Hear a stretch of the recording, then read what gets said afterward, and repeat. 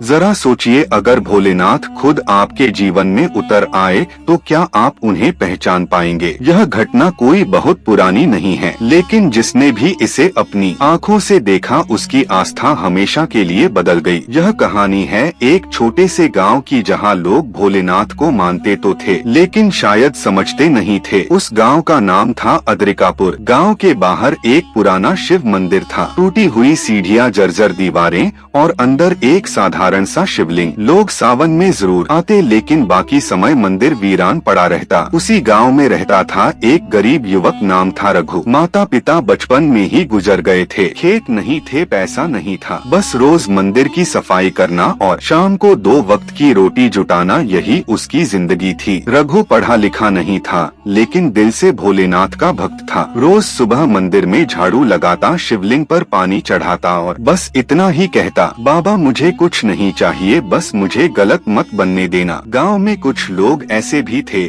जो रघु को मूर्ख समझते थे, कहते थे इस मंदिर से क्या मिलेगा, न चढ़ावा है न चमत्कार। लेकिन रघु जानता था भोलेनाथ दिखावे में नहीं, भाव में बसते हैं। एक दिन गांव में बड़ी हलचल मच गई। सरकार की ओर से खबर आई कि गांव की जमीनों का सर्वे होगा और जिनके पास सही कागजात होंगे उन्हें मुआवजा मिलेगा। यह खबर सुनते ही गांव के कुछ लालची लोगों की नीयत बदल गई। उन्हें पता था कि कई गरीबों के कागज मंदिर के पुराने कमरे में रखे हैं, जहां पंचायत ने सालों पहले सुरक्षित रखने के लिए जमा कराए थे। उसी रात, अमावस्या की काली अंधेरी रात में 4 लोग चुपके से मंदिर के पीछे वाले कमरे में घुसे। उन्होंने संदूक तोड़ा, कागज निकाले और जंगल के रास्ते भागने लगे। रघु उस समय मंदिर के बाहर सो रहा था। हल्की सी आहट हुई, लेकिन जब तक वह उठा चोर जा चुके थे। रघु घबरा गया, उसे पता था अगर ये कागज न मिले तो गांव के कई परिवार सड़क पर आ जाएंगे। वह दौड़कर शिवलिंग के सामने गिर पड़ा, आंखों से आंसू बहते हुए बस एक ही बात बोली, बाबा ये कागज मेरे नहीं हैं, लेकिन इन गरीबों का सहारा है। अगर तू सच में है तो आज कुछ कर दे। कहते हैं उसी पल मंदिर के अंदर दीपक की लौ तेज हो गई। बाहर अचानक बादल गरजे, जबकि मौसम साफ था। रघु को लगा जैसे किसी ने उसके सिर पर हाथ रखा हो। उसे नींद सी आने लगी और वहीं मंदिर की सीढ़ियों पर वह बेसुध हो गया। उधर जंगल में चोर तेजी से भाग रहे थे। अचानक उन्हें लगा जैसे रास्ता घूम रहा है। जितना आगे बढ़ते उतना ही वही जगह सामने आ जाती। आंखों के सामने अंधेरा छाने लगा, जैसे किसी ने रोशनी छीन ली हो। घबराकर वे जमीन पर गिर पड़े। एक चोर चिल्लाया, कुछ दिख नहीं रहा, हम अंधे हो गए। डर के मारे उन्होंने कागज वहीं फेंक दिए और भागने की कोशिश की, लेकिन पैर उठते ही नहीं थे। उसी समय उन्हें लगा जैसे सामने कोई खड़ा है, लंबा, शांत और आंखों में अजीब सी अग्नि। किसी ने कुछ नहीं कहा, लेकिन सब समझ गए यह कोई साधारण शक्ति नहीं है। सुबह जब रघु की आंख खुली तो उसने देखा मंदिर के सामने वही सारे कागज साफ साफ रखे हुए हैं। जंगल की तरफ जाते रास्ते पर 4 लोग बेहोश पड़े थे। गांव वाले इकट्ठा हुए, पुलिस आई और सब कुछ सामने आ गया। हैरानी की बात ये थी कि उन चारों की आंखों की रोशनी कुछ घंटों बाद वापस आई,